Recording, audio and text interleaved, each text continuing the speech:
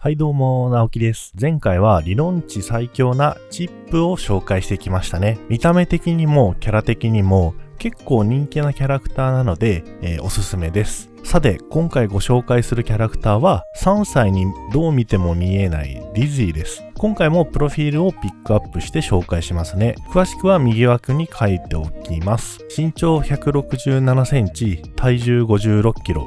身長は低めに設定されているんですが、背中にいる2人のせいで立ち絵的に背が高い方になっています。趣味羽の毛づくろい、羽の毛づくろいとなっていますが、ディズィーには羽が一応生えていないような気がするんですよね。なぜかというと、後ろにいる、ドクロと女性に関しては防衛システムという設定なので、羽ではないような気がするんですけど、それが羽っていう設定なんですかね。それと萌え属性についてはこちらかなと思います。こんな萌え属性もあるぞっていうのがありましたら、コメントお願いします。個人的にいいなと思う萌え要素は謎の輪っかです。謎の輪っかかっこいいよね。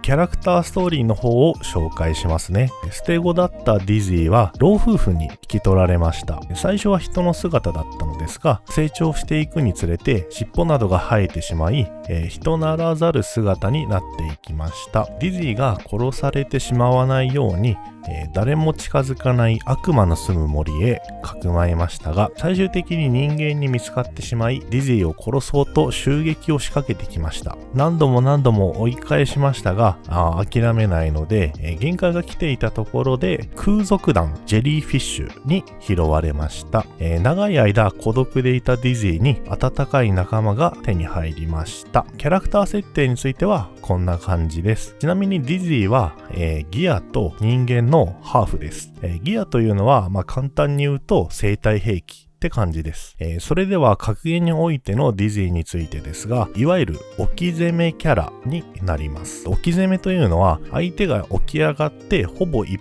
方的に、相手に攻撃できるシチュエーションのことになります。その置き攻めにディズィーは特化しています。置き攻めが成功した場合はまた置き攻めに移行するという最強ループになるわけですね。一部の置き攻めを紹介します。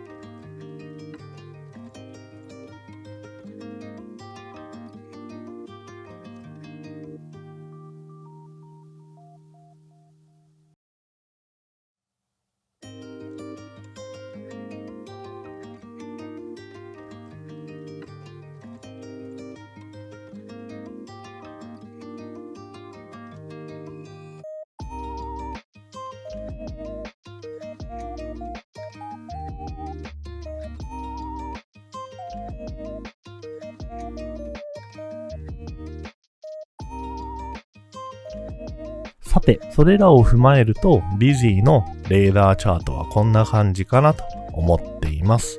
攻撃力は、少しだけ高い方になります。置き攻めキャラなので、ダウンを取ろうとすると、そこまで火力が出ないイメージがあります。防御力はもろもろ含めて、全キャラクター中3番目に低いです。かつ、キャラクターの中で最低のスタン耐性なので、スタンしやすくて、大ダメージも食らいやすいキャラクターとなっています。ただ、それを上回るほどの置き攻め力を持っています。機動力はかなり高い方です。空中ダッシュが2回できて、かつ空中ダッシュの速度がとても速いので、機動力が高い方と言えます。近距離に中距離3、遠距離4と基本的に飛び道具と一緒に攻めるので、一応どの距離でも強みを持っています。飛び道具がない状態で言えば近距離が少し苦手かなという感じです。近距離はそこまで強い技を持っていません。基本的に距離を離して飛び道具を出すことを優先する距離になります。中距離も追い返す技は揃っているのですが、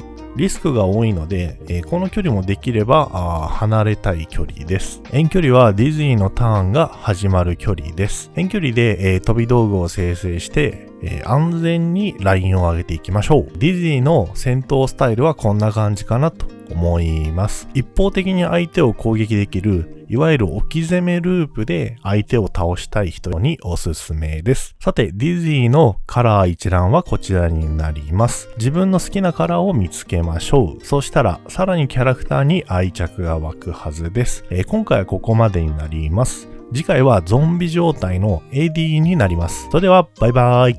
はい、動画の方は以上になります。ACPR のフリープレイが毎月最終日曜の19時から、新宿スポーツランド本館で開催しています。初心者の方でも手取り足取り教えますので、少しでも興味があればお気軽にご参加ください。疑問等がありましたら、私の Twitter に質問箱や DM で、投げてください。それではよろしくお願いします。